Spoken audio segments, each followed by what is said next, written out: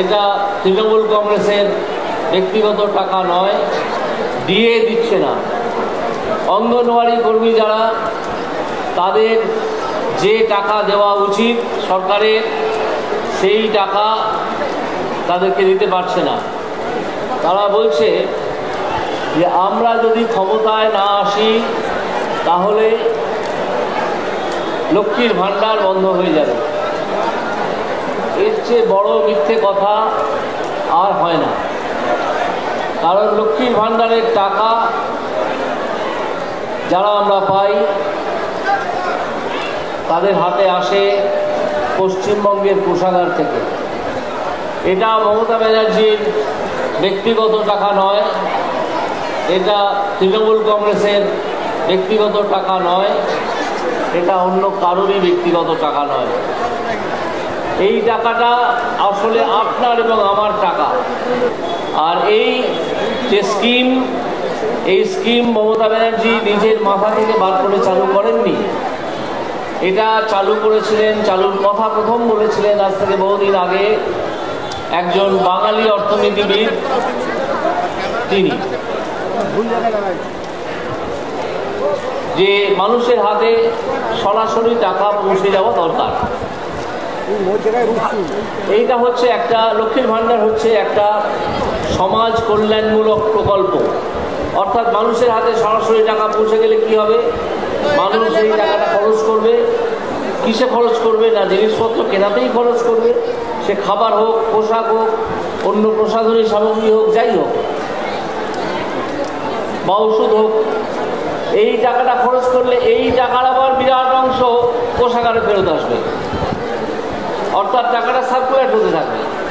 আপনাকে টাকা দেওয়া হলো, ধরুন 1000 টাকা। এই 1000 টাকা আপনি খরচ করে ফেললেন এক মাসে। এই 1000 টাকা কিসে কিসে খরচ করলেন? বিভিন্ন জিনিস কিনতেই খরচ করলেন। এই টাকার একটা অংশ সরাসরি আবার চলে গেল কোষাগারে। এইভাবে টাকাটা সার্কুলেট হয় এবং এই টাকা পশ্চিমবঙ্গের কোষাগারের টাকা। এইখানে তৃণমূল কংগ্রেস যেটা করছে, সেই বেশি টাকা পৌঁছে না দিয়ে আপনাদেরকে প্রবঞ্চনা করছে। আরও বেশি টাকা পৌঁছে দেওয়া উচিত। এই তৃণমূল কংগ্রেস এমনভাবে দুর্নীতি চালায় এবং এমনভাবে নিজেদের পকেট ভারী করে যে পশ্চিমবঙ্গ সরকারের কোষাগারে যে টাকা জমা পড়ার কথা সেই টাকাটাও পড়ে না। উদাহরণ হিসেবে বলি, ধরুন নদী থেকে বালি তোলা হবে। এক গাড়ি বালি তুললে, এক লরি বালি যদি তোলা হয়, তাহলে তার জন্যে পশ্চিমবঙ্গ সরকারকে যে ঠিকাদার বালি তুলছে সে পেমেন্ট করবে 100 টাকা বা 200 টাকা।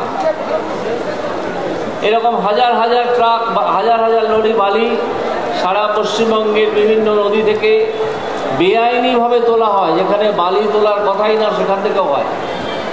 তা আপনার প্রতিনিয়ত কাগজে পড়েন। এই যে বালিটা তুললো, তৃণমূলেরই কন্ট্রাক্টর, তৃণমূলেরই নেতা, সেই কন্ট্রাক্টর, তৃণমূলেরই লোক, তারাই এই বিষয়ে দালালি করে। তাদের কাজই দালালি করা। তারা কিন্তু পশ্চিমবঙ্গ সরকারের টাকাটা দিল না।